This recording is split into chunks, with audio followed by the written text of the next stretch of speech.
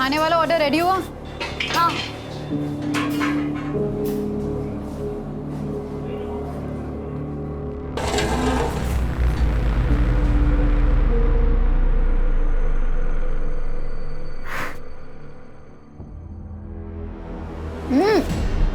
तूने फिर अपनी अकल लगाई। ये क्या भर भर के दालचीनी डाल दी है इसमें? ठीक तो बना है, मैंने खुद भी टेस्ट किया है। तेरी जुबान को ना जायके का इल्म है ना बोलने का, और अगर सुनने की आदत नहीं है तो अपना बोरिया बिस्तर बांध और गांव चला जा। थोड़ा केवड़े का डालेंगे तो दालचीनी की हींग कम हो जाएगी। अच्छा, इतना ही बता दो तो तू क्या कर रही थी यहाँ खड़े खड़े? कुछ काम के नहीं हो दोनों। और ये बिरयानी भेज के मैं मेरा नाम बर्बाद नहीं करने वाली, ताकि चौराहे पे बांट दो इसको। काम करो अपना।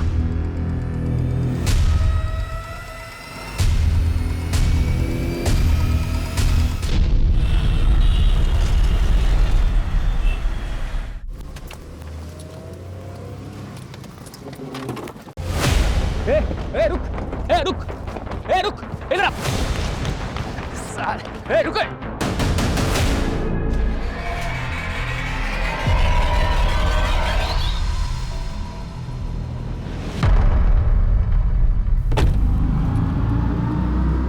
रुको, पकड़ो पकड़ो।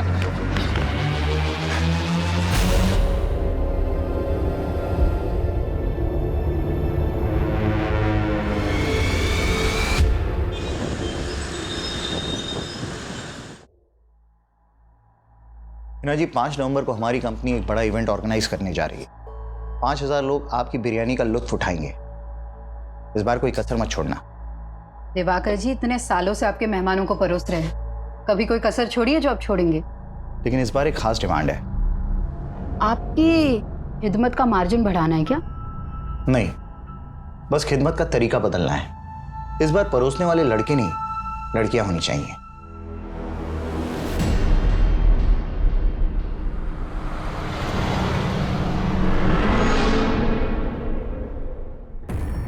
माफ कीजिएगा दिवाकर जी, मैं आपकी डिमांड पूरी नहीं कर सकती। ये मेरे उसूलों के खिलाफ है। हिना जी, अपनी पुरानी सोच का नकाब उतारिए। अब इसमें कोई बुराई नहीं है। मैं बखूबी जानती हूँ आप कितने शरीफ हैं, लेकिन मुझे ये बेहूदगी पसंद नहीं। उनको कभी कुछ पसंद नहीं आता इरफान, तंग आ गई मैं उनसे।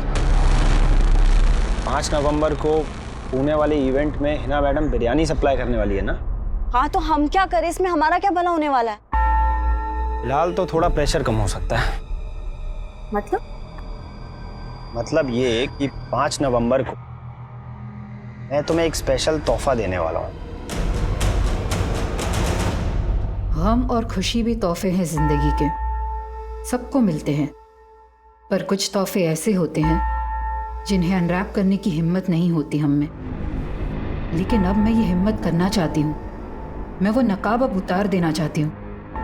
दुनिया को दिखा देना चाहती हूँ कि मैं भी पत्थर नहीं हूँ।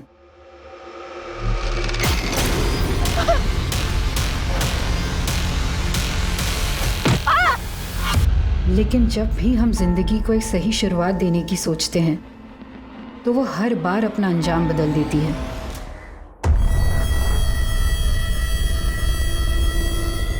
उस्मान, गेट खोल। उस्मान, एक मिनट बोल रहा। कहाँ तेरा भाई?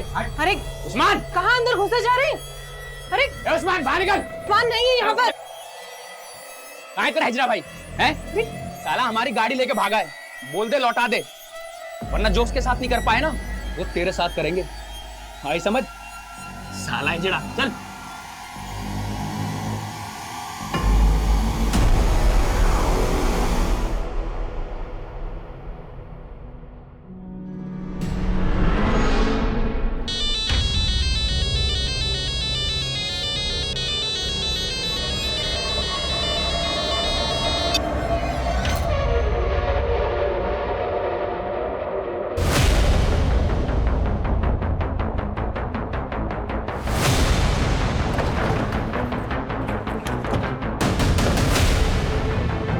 हटिए। चलो खोलो।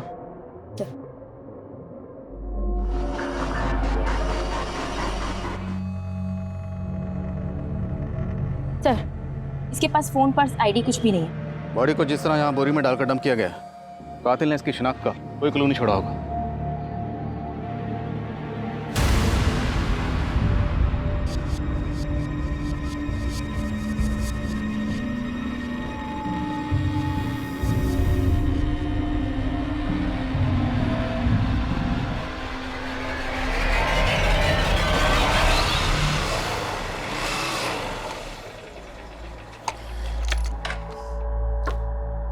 सादिक, आ गया बेटा?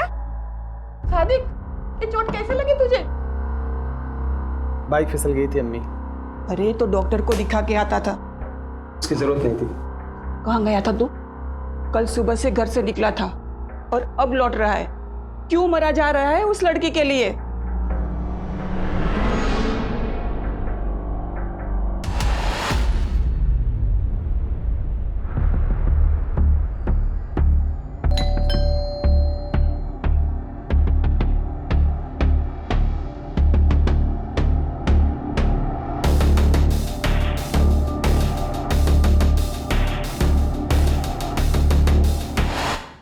चाय लोगी या कॉफी? नहीं, मुझे कहीं और भी जाना है। लेकिन अगले 90 मिनट तक तो तुम सिर्फ मेरी हो। जी, कौन सा मसाज लेंगे? Deep tissue. तो चले शुरू करें।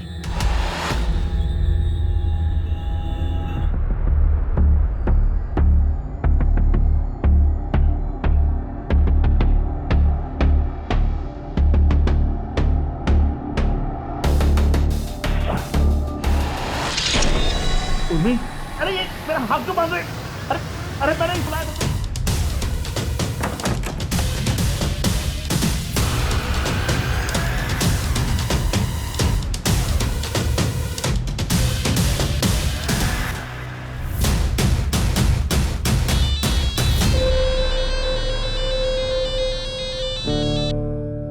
हेलो, उस्मान कहाँ है तू? हाँ दीदी, मैं थोड़ा काम में फंसा हूँ। मैं आपको कॉल करूँ? देख, झूठ मत बोल। और ये गाड़ी किसकी उठाई तूने? अरे दीदी, मैं झूठ क्यों बोलूँगा आपसे? अच्छा, आप थोड़ी देर रुको ना, मैं आपको कॉल करता हूँ, ठीक है? बाय दीदी। अरे उस्मान सुन।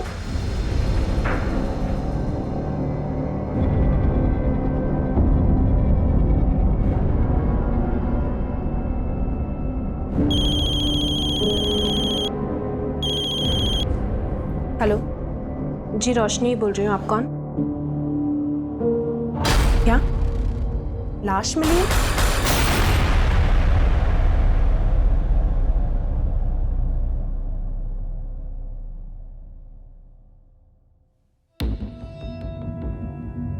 सर, इस औरत के सर और माथे पे जो जख्म है उसमें स्टोन के कुछ टुकड़े मिले हैं। मतलब इस औरत के सर पर किसी भारी पत्थर से लगातार वार किया गया। लेकिन इस औरत के नेक बोन में भी फ्रैक्चर है और हत्या गला दबाकर ही की गई और इसकी हत्या तकरीबन 60 से 65 घंटे पहले हुई होगी। 60 से 65 मतलब 5 नवंबर को। रेप के कोई साइन? नहीं सर, ऐसा कुछ नहीं। पर हाँ, इसके पेट में प्रेगनेंसी के मार्क्स हैं। शायद 2 या उससे ज़्यादा बार डिलीवरी हुई है। मतलब ये औरत शादीशुदा हो सकती है? जी सर। माँ, बीवी, बहन, बेटी, मैंने औरत की जिंदगी का हर रिश्ता जिया, लेकिन मेरा वजूद हमेशा प्यासा रहा, उस प्यार का जो हमेशा मुझसे छीन लिया गया। मिजाज ही बदल दिया तुमने। पकोड़े जैसी चीज को रोज नया टेस्ट दे देती हो। मेरे अब्बू का हुनर है, कभी जबान तो कभी हाथों में उतर आता है। जुबान तो मैं तुम्हारी पकड़ नहीं सकता, लेकिन इसे मरते दम तक थामे रखना चाहता हूं।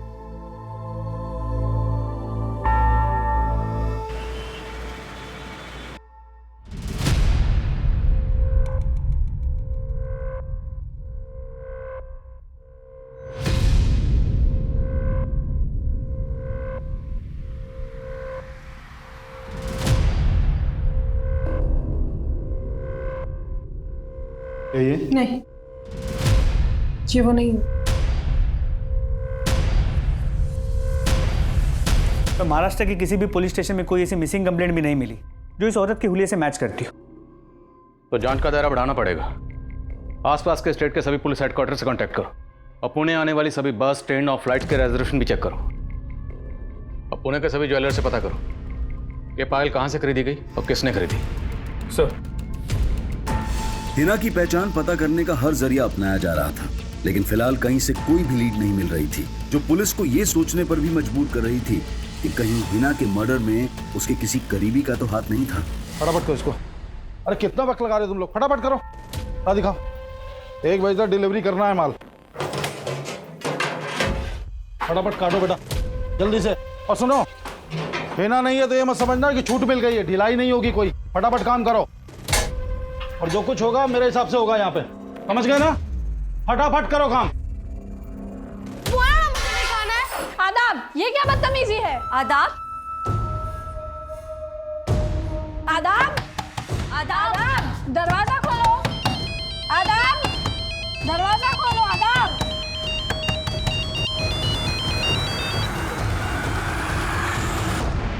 इरफान, मैंने बोला था ना मुझे फोन मत करना। हाँ, तो मुझे अवॉइड करने से तुम्हारी तकलीफ कम हो जाएगी क्या आना? तो तुमसे मिलकर कौन सी तकलीफ कम हो जाएगी मेरी? यार, तकलीफ में सिर्फ तुम ही नहीं हो ना, मेरी भी तो प्रॉब्लम समझो। प्लीज एक बार मिल लो। ठीक है, बताती हूँ। किससे बातें कर रही थी? आप क्यों टाका जाकी करती हैं?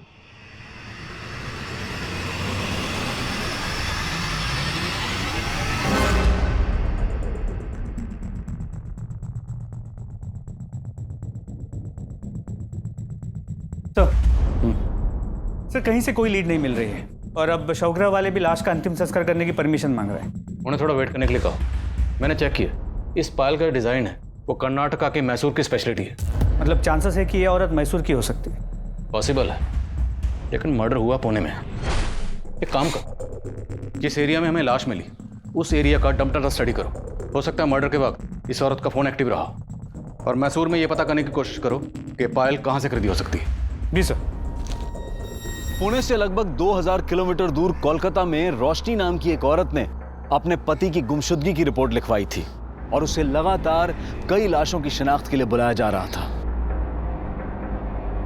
4 राज्यों तक फैले इस केस में ऐसे कई चेहरे थे जो इस केस को और भी रहस्यमयी बनाने वाले थे, लेकिन फिलहाल पुणे पुलिस कर्नाटका के मैसूर शहर में इस केस की कड़ियां ढूंढ रही थी।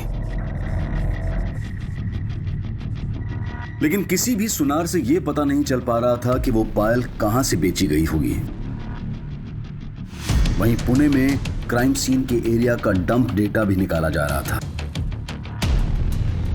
वहीं पुणे से लेकर मैसूर तक के लोकल अखबारों में हिना की तस्वीरें छपवाई गईं और जगह जगह उसके पोस्टर चिपका दिए गए थे। और जल्द ही एक ऐसा आदमी सामने आया जो हिना को जानता था।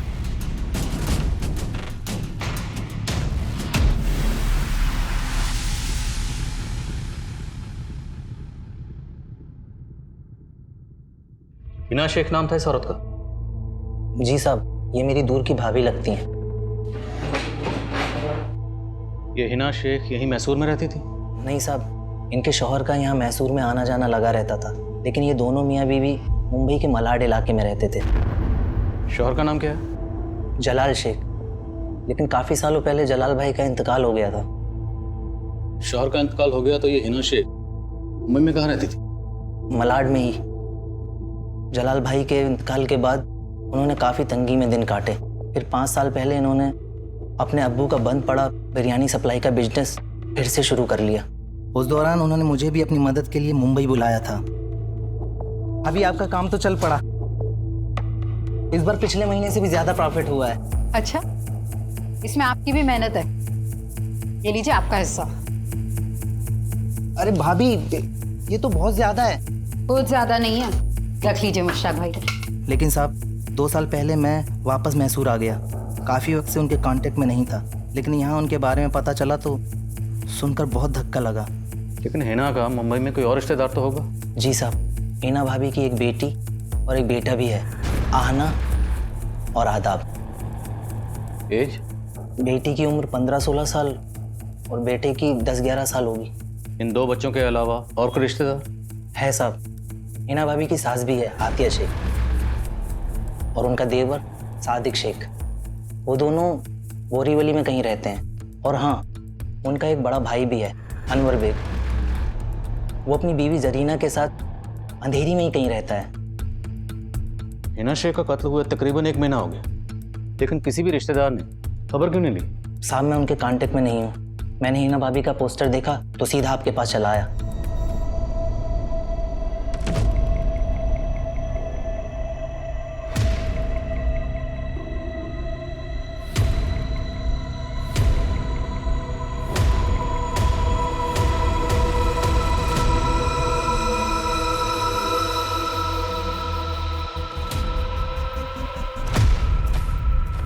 आपको गलतफहमी हो रही है सर। हमने तो हिना की गुमशुदगी की रिपोर्ट भी लिखवाई थी। कौन से पुलिस स्टेशन में? जी, मलाड पुलिस स्टेशन में। FIR भी लिखवाई है सर, ये देखिए। आपने FIR में लिखवाया कि हिना 5 नवंबर की सुबह नासिक गई थी। हाँ, वो आना से नासिक के बारे में बोल के निकली थी। लेकिन हमें हिना की लाश यहाँ 6 नवंबर को पुणे में मिली। हिना पुणे क्यों आई होगी? यहाँ कोई है जिससे मिलने आई होगी? सर, पुणे में LNC नाम की एक इवेंट कंपनी है।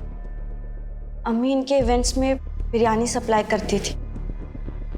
5 नवंबर का भी ऑर्डर था, पर घर से निकलते वक्त अम्मी बोली कि वो नासिक जा रही है। आदा, बेटा मुझे काम से नासिक जाना, आने में देर हो जाएगी। दोनों भाई बहन लड़ना मत। पर अम्मी आज तो 5 नवंबर है ना, पूना के इवेंट में बिरयानी का ऑर्डर था और अब नासिक जा रहे हो। तो मेरी काम की बातों पर गौर करना बंद कर दे और अपनी पढ़ाई पे ध्यान दे। शरारत नहीं।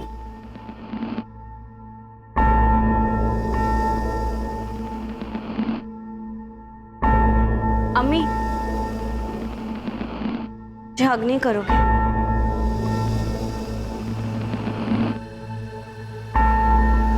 चलती हूँ, दोनों लड़ाई मत करना।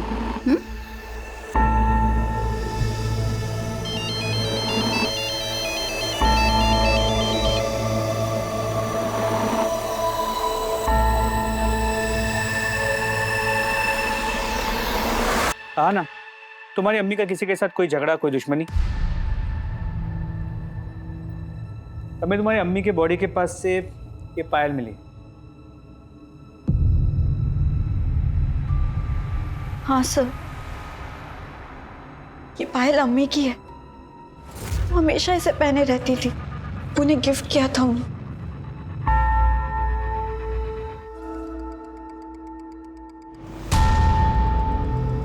सर, क्या मैं ये पायल ले जा सकती हूँ?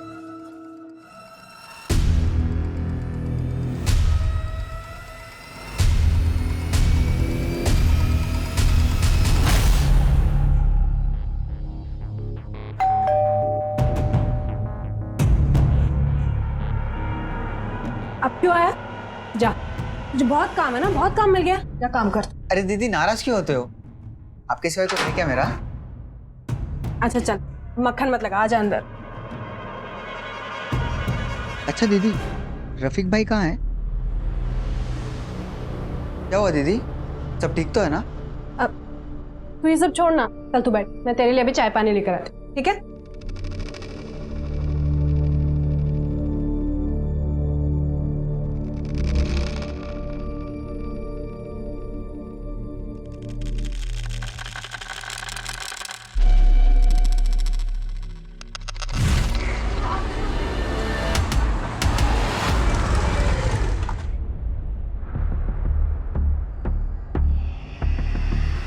उस्मान रुक!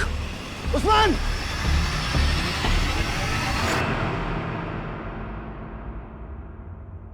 चल चाय पी।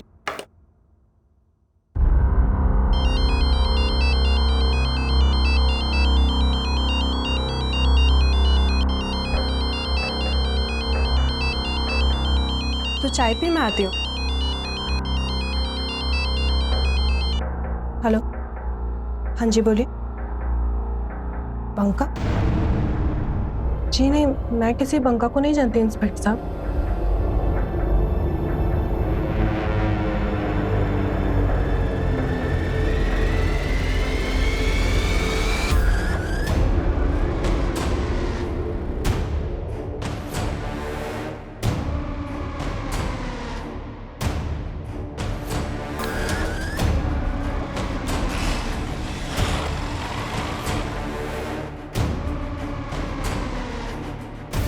हिना के रिश्तेदारों ने उसकी मिसिंग कंप्लेंट फाइल की थी।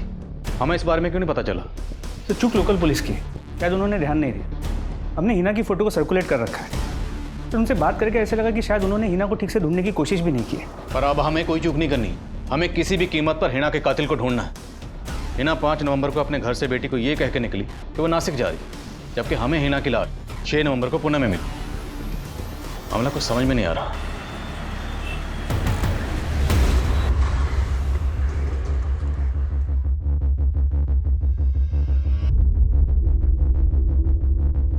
हाँ सर, हमने हिना को 5 नवंबर के इवेंट का ऑर्डर दिया था, लेकिन वो हमारे टर्म्स के मुताबिक काम करने के लिए तैयार नहीं थी, इसलिए हमने ऑर्डर कैंसिल कर दिया। लेकिन ऐसी क्या टर्म्स थी आपकी जो आपने इतने पुराने वेंडर का ऑर्डर कैंसिल कर दिया? सर दरअसल हिना अचानक से अपना प्राइस बढ़ाने लग गई, इसलिए हमने उसका ऑर्डर कैंसिल किया और दूसरे को ऑर्डर दे दिया। आपने ऑर्डर कैंसिल कर दिया था तो हिना पुणे क्यों आई थी? सर वो मैं कैसे बता सकता हूँ। गिनवा के रखो उसको पूरा और भर के रखना इसको ना, संभाल के, ठीक है? आना बेटा, मैंने बोला था ना सब संभाल लूंगा मैं। अब तुम घर जाओ, बिल्कुल फिक्र मत करो, अपना और आदाब का ख्याल रखना। अच्छा, एक और जरूरी बात थी, ये कंपनी का जो अकाउंट है उसका नेट बैंकिंग का पासवर्ड क्या है? तो वेंडर लोग के फोन आ रहे हैं बार बार पेमेंट के लिए।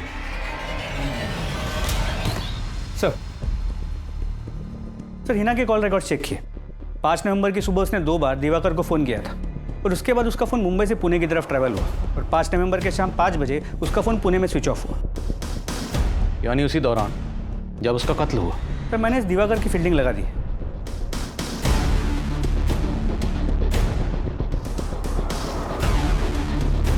और सर इस दिवाकर के बारे में कुछ पता भी चला है। करीब 1 साल पहले इसने हैदराबाद में एक इवेंट किया था जहाँ पर रेड पड़ी थी। वहाँ पर अश्लील डांस हो रहा था। इस दिवाकर पर गर्ल्स ट्रैफिकिंग का आरोप भी लगा था, लेकिन बाद में उसे उस केस में क्लीन चिट मिल गई थी। पर हम इस दिवाकर को क्लीन चिट नहीं दे रहे। हिना की बेटी का कहना है कि हिना घर से ये कह के निकली कि वो नासिक जा रही है, जबकि हिना का फोन नासिक नहीं बल्कि पुणे की तरफ ट्रैवल कर रहा था। मामला क्या है? एक लड़का है इरफान, हिना के यहाँ पर शेफ का काम करता था। हिना के मर्डर के 3 दिन पहले हिना ने उसे काम से निकाल दिया और ये इरफान हिना की बेटी अहाना के साथ फ़ोन पे रेगुलर टच में है। सर, जिस जगह हिना का मर्डर हुआ था हमने उस एरिया का डम डेटा स्टडी किया और सर उस डम डेटा के अकॉर्डिंग हिना के 2 नंबर शो हो रहे थे और अहाना ने हमें उसका एक ही नंबर दिया है। 2 नंबर? सर हमने इस नंबर के कॉल रिकॉर्ड्स निकाले हैं। हिना के इस दूसरे नंबर के कॉल रिकॉर्ड्स निकलो। और वो शेफ क्या नाम बताया? इरफान। बुलाओ उसे। सर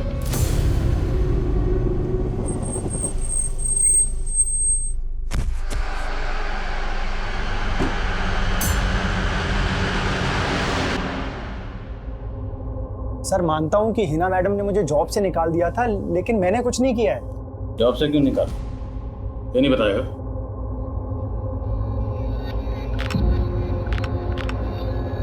कैसी लग रही हूँ? बहुत खूबसूरत लग रही हो। पर अम्मी के रहते ना ऐसे कपड़े नहीं पहन सकती मैं। लेकिन फिलहाल मेरे लिए तो पहन सकती हो ना। वैसे लगता है अम्मी।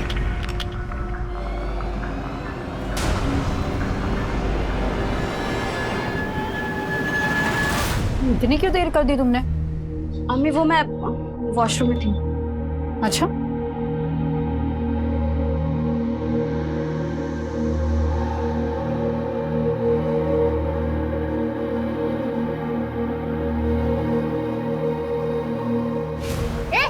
रुक। इरफान,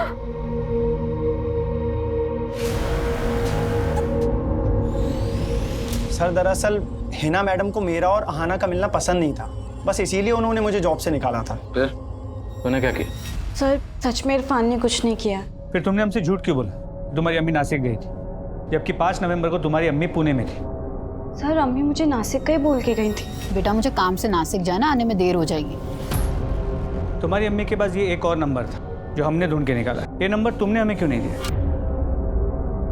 अम्मी एक ही नंबर यूज करती थी सर, इस नंबर के बारे में मुझे नहीं पता है।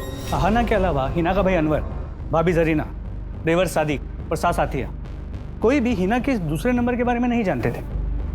सवाल यह है कि हिना अपने इस दूसरे नंबर के बारे में अपने घर वालों से सीक्रेट क्यों रखेगी? कहीं घर वालों में से कोई कुछ पा तो नहीं रहा? सर अहाना को देख के लगता तो है कि वो कुछ तो छुपा रही। और वो इरफान, वो भी कुछ ठीक नहीं लग रहा। नजर रखो दोनों पर, और हिना के बाकी रिलेटिव्स के बारे में पता करो। सर, हिना के दूसरे नंबर के कॉल रिकॉर्ड्स चेक। उसके उस नंबर पर सिर्फ एक ही नंबर से कॉल्स आती थी और उसी नंबर पे कॉल्स की जाती थी। सिर्फ एक नंबर? जी सर। और वो नंबर किसी रोशनी मिर्ज़ा के नाम पर उसके कोलकाता के एड्रेस पर रजिस्टर्ड है। सर, ये है रोशनी मिर्ज़ा, और अब इसका वो नंबर भी बंद आ रहा है।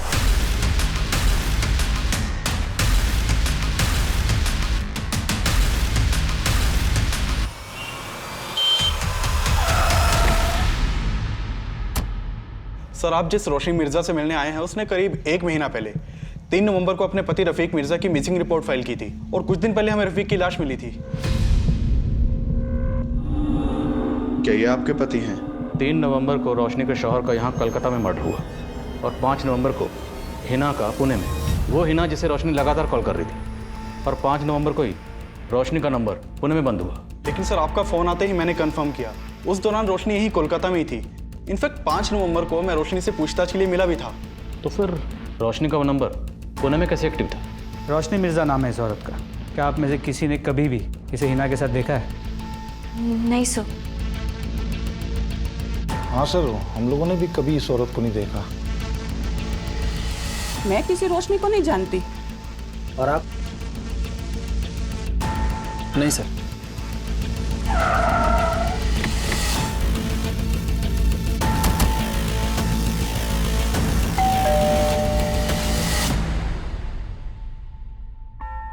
सर, मैं ऐसा कोई नंबर इस्तेमाल नहीं करती थी। ये मेरा नंबर नहीं है। लेकिन ये नंबर आपके नाम पर रजिस्टर्ड है, और इस नंबर से मुंबई में एक हिना नाम की औरत से लगातार बातें हो रही थी। नहीं सर, मैं नहीं जानती इसको। और पुणे? नहीं सर, मैं कभी बंगाल से ही बाहर नहीं गई हूँ।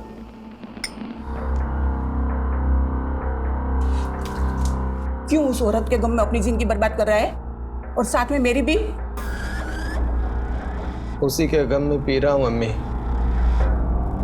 अगर उसने मेरे जज्बात को समझा होता तो आज उसका ये हश्र नहीं होता। सादिक,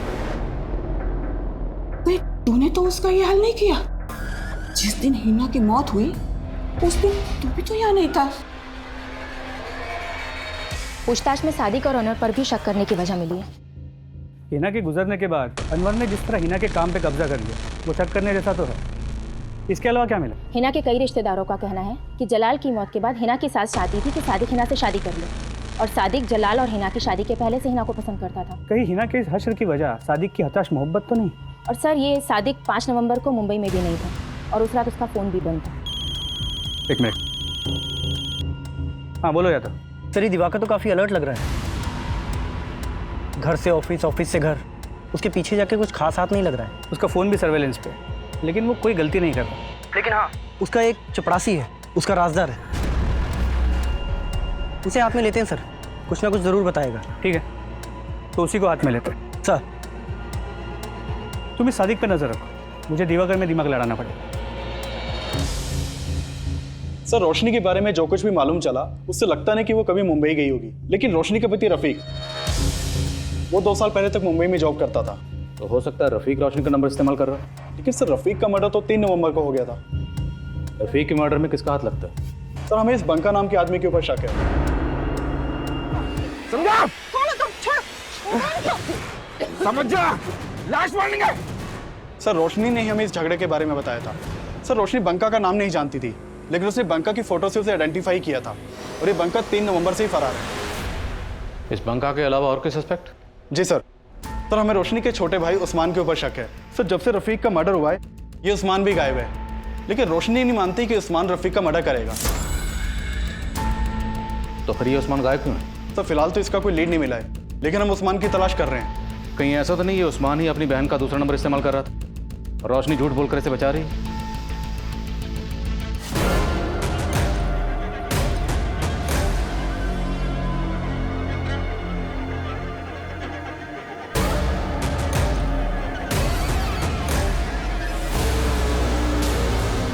मैं मानता हूं कि मैं हिना से निकाह करना चाहता था, लेकिन हिना तुझसे शादी नहीं करना चाहती थी। ये बात तुझसे बर्दाश्त नहीं हुई? ऐसा कुछ नहीं किया है सर। उस शाम तू कहा था जिस दिन हिना का मर्डर हो? लोनावाला में अपने दोस्तों के साथ। तू लोनावाला में नहीं, पुणे आया हुआ था। तू जानता था कि हिना पुणे आई हुई है। अब ये बता कि हिना के दूसरे नंबर की कहानी क्या है और ये रोशनी का इस मर्डर से क्या लेना है? मैं किसी रोशनी को नहीं जानता सर, और ना ही हिना के किसी दूसरे नंबर के बारे में। मैं कह रहा हूँ मैंने कुछ नहीं किया है।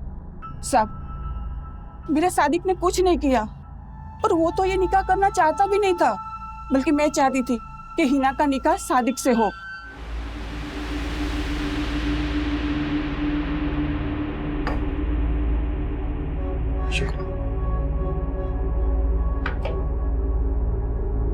देख बेटा, जलाल के जाने का गम कभी नहीं भरेगा, पर मैं तुझे और तेरे बच्चे को ऐसे मायूस नहीं देख सकती। और मेरे कहने पर सादिक तुझे अपनाने को तैयार है, निकाह कर ले इससे।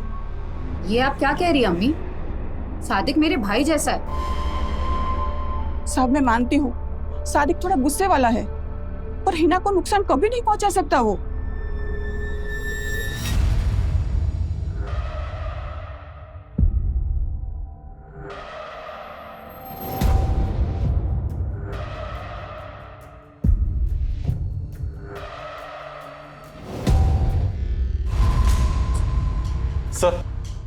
सर आप मान रहे थे कि उस्मान रोशनी का दूसरा नंबर यूज कर रहा होगा, लेकिन यहाँ तो उस्मान का भी मर्डर हो चुका है।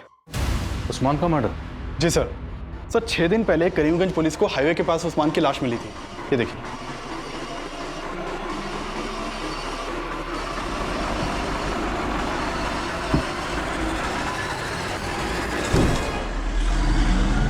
उस्मान को कौन मार सकता है? सर फिलहाल इसकी तो कोई लीड नहीं मिली है, लेकिन एक चौंकाने वाली बात पता चली है कि उस्मान किन्नर था। किन्नर? जी सर, किन्नर के भेष में लुटेरा। ये देखिए सर, जिन लोगों को लूटता था उनके सामने औरत बन के जाता था।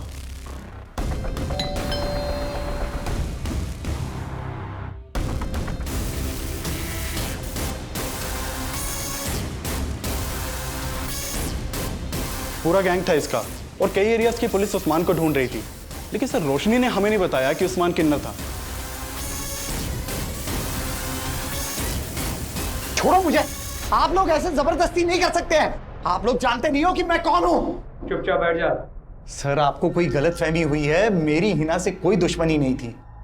तेरे चपरासी ने हमें तेरे और हिना के उस मुलाकात की सच्चाई बता दी।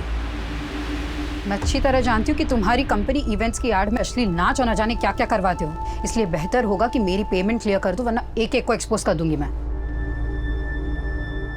ऐसा सोचना भी मत, वरना वो हश्र करूंगा कि ये धमकी किसी और को देना, मुझे नहीं।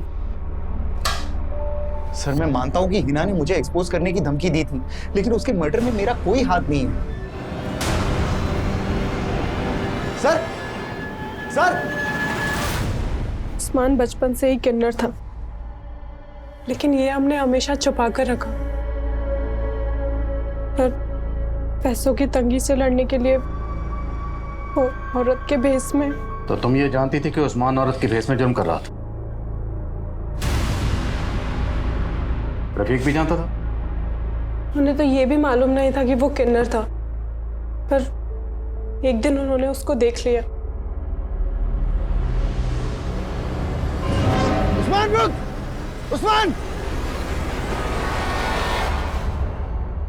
रफीक ने मुझे सब बता दिया था, और इस बात को लेकर उस दिन बहुत झगड़ा भी हुआ था। तुम दोनों ने मुझसे इतनी बड़ी बात छुपाई। ये किन्नर है और मेरी बीवी है किन्नर की बहन। पर जीजाजी इसमें दीदी का कोई कसूर नहीं है। मेरा तुझसे कोई वास्ता नहीं है, और दोबारा अपनी शक्ल मत दिखाना मुझे। रफीक ये क्या कर रहे? दीदी को हाथ कैसे लगाया? लेकिन मैंने किसी तरह उस्मान से कसम ले ली कि अब वो कोई बुरा काम नहीं करेगा। लेकिन जब रफीक गायब हुए तो क्या?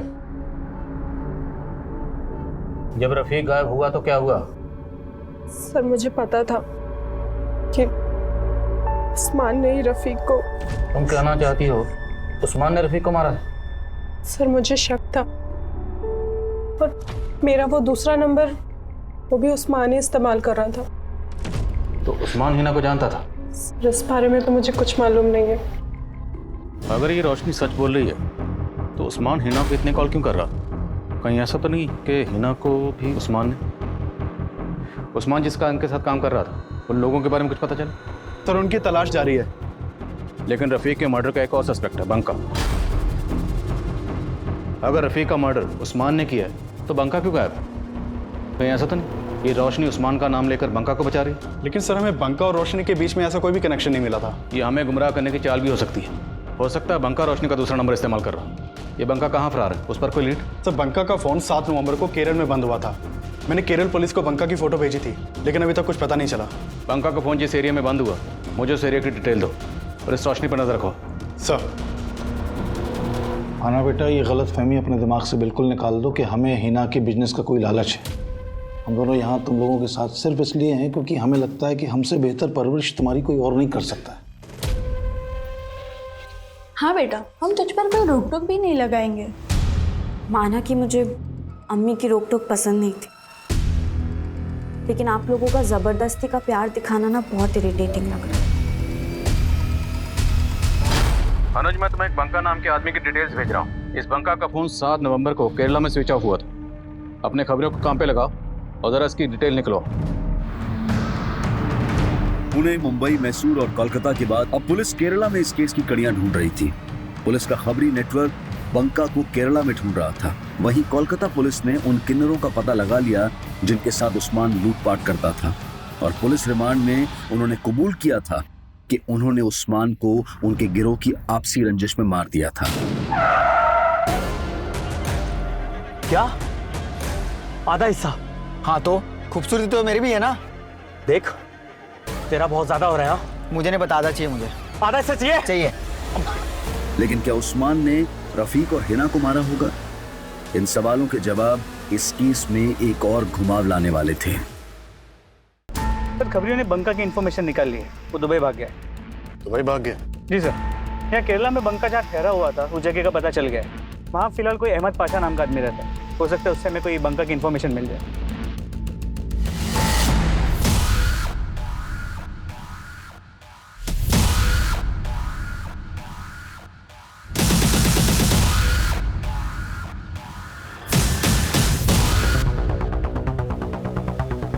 सर, हो सकता है यही अहमद पाशा, बंका यही रहता था।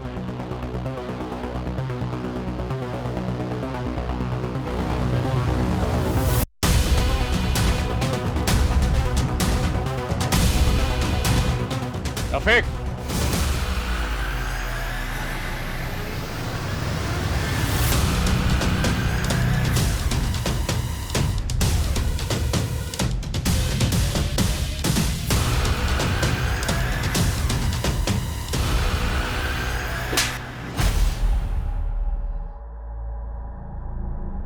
तो और तेरी बीवी तो बड़े शातिर निकले।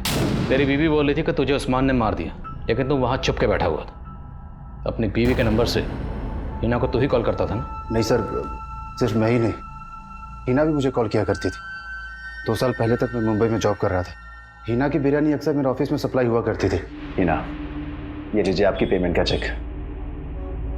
शुक्रिया। शुक्रिया तो मुझे भी कहना चाहिए। आपकी बिरयानी वाकई बहुत लजीज है। फिर हम अक्सर मिलने लगे। जलाल को खो देने के बाद मैंने अपनी जिंदगी को एक दायरा दे दिया था। सोचा सिवाय अपने बच्चों की खुशी के और कुछ नहीं सोचूंगी। हिना, तुम्हें भी अपने बारे में सोचना चाहिए।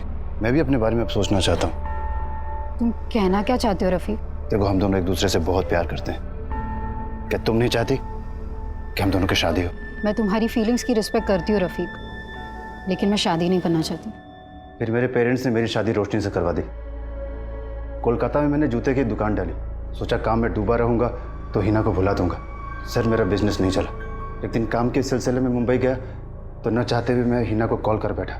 रफीक, मैंने भी तुम्हें भूलने की बहुत कोशिश की, पर नहीं हो सका। मैं अब तुम्हें मेरी जिंदगी से दूर जाने नहीं दे सकती। हम दोनों पर अजीब सा पागलपन सवार हो गया था। हम दोनों और ज़्यादा मिलने लगे। इतना ही नहीं, वो मेरी पैसों से भी मदद करने लगी, लेकिन मेरी बीवी का नाम सुनते ही वो बौखला जाती थी। तुम मुझसे प्यार करते हो या अपनी बीवी से? बीवी तो मैं तुम्हें बनाना चाहता था, लेकिन तुमने मेरा प्यार कहाँ समझा? रफीक, मैं मानती हूँ कि मेरी गलती थी, लेकिन अब मैं तुम्हें खोना नहीं चाहती। तुम अपनी बीवी को छोड़ दो। अच्छा, तुम छोड़ सकती हो अपने बच्चों को मेरे लिए? ठीक है, हम अब नहीं मिलेंगे, लेकिन तुम्हें वो मेरे सारे पैसे वापस करने होंगे जो तुमने मुझसे लिए थे, वरना तुम्हें मोलेस्टेशन के चार्ज में अरेस्ट करवा दूंगी। उसका वो रूप देखकर मैं हैरान हो गया। मैं भी उससे छुटकारा पाने का एक रास्ता निकाल लिया। तुमने इस सब के बारे में अपनी बीवी को बताया और तेरे इस प्लान में तेरी बीवी भी शामिल हो गई। सर रफ़ीक तो मुझे किन्नर की बहन बोलकर हमेशा छोड़ने के ताने देते थे, लेकिन फिर अपने और हीना के रिश्ते की सच्चाई बताकर भी मेरा साथ हमेशा देने का वादा भी किया। सर रोशनी साथ हो गई तो मैंने हीना को कॉल करके झूठ मूठ का बोला कि रोशनी मेरा साथ छोड़ने के लिए तैयार है, इसके बदले उसे 5 लाख रुपए चाहिए। हीना मान गई और मैंने बंका को भी साथ में ले लिया। और बंका भी तैयार हो गए? सर मुझे बंका का उधार देना था और उसे उन पैसों से दुबई जाना था, तो मैंने बंका पर प्रेशर डाला कि तू मेरा साथ दे। हीना 5 नवंबर को 5 लाख रुपए लेकर मुझसे मिलने पुणे आ गई। ये लो।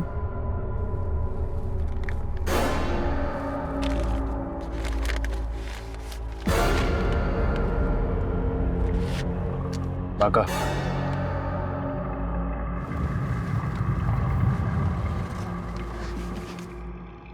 गाड़ी क्यों रुकवाई तुमने?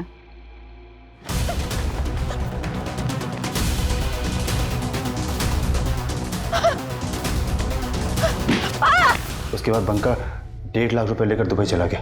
मैं भी दुबई जाने वाला था। केरला में अहमद पाशा के नाम से मैंने अपना पासपोर्ट ही बनवा लिया था। वीज़ा लगने की देरी थी कि आप लोग आ गए। अब तेरा वीज़ा हम लगाएंगे, इस जेल का, वो भी लाइफ टाइम। सड़े यहाँ पे आप।